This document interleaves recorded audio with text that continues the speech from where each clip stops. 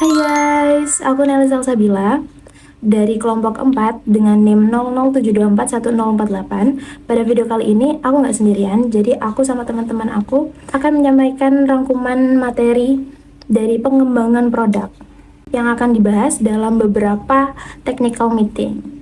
So, to make it easier, setiap anggota akan menjelaskan inti dari masing-masing pertemuan secara singkat dan jelas. Okay, let's get started. Assalamualaikum warahmatullahi wabarakatuh. Perkenalkan, nama saya Muhammad Giovanni Mekananda dengan NIM 0072210007. Di sini saya perwakilan dari kelompok 4 menjelaskan tentang subbab TM2, yaitu inovasi dan pengembangan produk. Di tengah persaingan pasar yang semakin komoditas, sekedar ada saja tidaklah cukup. Banyak pelaku usaha terjebak dalam perang harga karena menawarkan nilai yang serupa dengan kompetitor.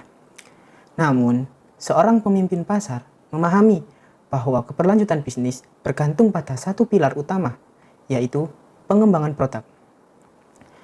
Kami melakukan pendekatan yang berbeda, menggabungkan tekstur tradisional dengan profil rasa modern yang belum pernah ada sebelumnya. Inovasi ini bukan hanya soal rasa, tapi tentang menjawab kejenuhan konsumen dengan standar kualitas yang lebih tinggi. Menghadirkan dimensi baru dalam industri snack melalui basreng basah pedas kuah keju. Inovasi ini untuk masa depan. Assalamualaikum warahmatullahi wabarakatuh. Nama saya Batarin Ismail Hayu dengan NIM 0072411042. Dan saat ini saya ingin menjelaskan TM4 yaitu dengan kondisi manufaktur. Yaitu berdasarkan hasil wawancara, kopi Fore dikembangkan untuk memenuhi kebutuhan konsumen urban akan kopi yang praktis dan berkualitas. Konsep Grab and Go berbasis aplikasi dipilih agar pemesanan lebih cepat dan efisien. Dalam pengembangannya, kopi Fore menjaga konsistensi rasa melalui penggunaan biji kopi lokal, standar resep, dan uji coba produk di beberapa gerai sebelum diluncurkan secara terus. Saat ini, kopi Fore berada pada tahapan kedewasaan produk, sehingga difokuskan pada inovasi menu musiman, penguatan layanan digital, dan peningkatan loyalitas pelanggan agar tetap kompetitif. Terima kasih. Assalamualaikum warahmatullahi wabarakatuh. Perkenalkan, nama saya Hamil El Haromain dengan NIM 0072411058. Pada video kali ini saya akan menjelaskan materi TM6, identifikasi kebutuhan dan keinginan konsumen. Dalam dunia pemasaran, memahami kebutuhan dan keinginan konsumen merupakan hal yang sangat penting. Kebutuhan konsumen adalah sesuatu yang harus dipenuhi untuk kehidupan sehari-hari, seperti makanan, pakaian, dan tempat tinggal. Sedangkan keinginan konsumen adalah sesuatu yang ingin dimiliki untuk memberikan kepuasan tambahan. Contohnya merek tertentu, desain yang menarik, atau fitur tambahan pada suatu produk. Perusahaan perlu mengidentifikasi kebutuhan dan keinginan konsumen agar produk atau jasa yang ditawarkan dapat sesuai dengan apa yang diharapkan pasar. Jika perusahaan hanya fokus pada produk tanpa memahami konsumennya, maka produk tersebut beresiko tidak diminati. Dengan melakukan identifikasi kebutuhan dan keinginan konsumen, perusahaan dapat menciptakan produk yang lebih tepat sasaran, meningkatkan kepuasan konsumen, serta membangun loyalitas pelanggan. Demikian penjelasan singkat mengenai identifikasi kebutuhan dan keinginan konsumen. Semoga penjelasan ini dapat menambah pemahaman kita tentang pentingnya peran konsumen dalam kegiatan pemasaran. Terima kasih. Assalamualaikum warahmatullahi wabarakatuh. Perkenalkan, nama saya Zaki Irfan Alfiansa dengan NIM 0072411067. Saya menjelaskan TM9 mengenai fungsi kerja produk. Poster ini dibuat sebagai media informasi untuk menyampaikan pesan penting kepada masyarakat melalui tampilan visual yang menarik dan teks yang singkat. Poster ini bertujuan meningkatkan kesadaran dan pemahaman audiens terhadap isu yang diangkat. Pesan utama dalam poster mengajak masyarakat untuk lebih peduli serta menerapkan sikap positif dan kehidupan sehari-hari. Dengan desain yang sederhana namun komunikatif, poster ini diharapkan mampu menjadi media edukasi yang efektif dan mudah dipahami oleh kalangan masyarakat. Terima kasih.